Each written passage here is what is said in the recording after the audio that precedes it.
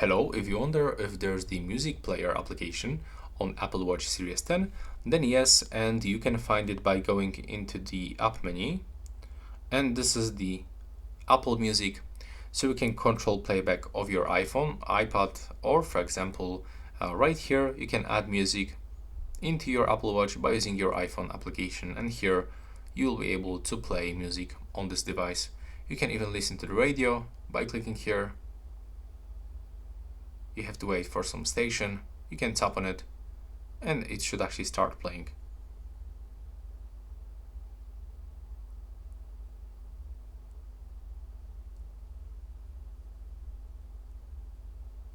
Okay, there's no sound in my case. I'm not sure actually why, but maybe I just... Yeah, I probably turn on the mute mode. This is the silent mode, yeah. So now we should actually get this sound. Take a look. Where it was at the bottom. Yeah. Okay, still can't get sound, but not sure what is the reason. Wait a minute, maybe I just turn off, sound manually in the settings. Oh yeah, there we go. Now we should get the sound.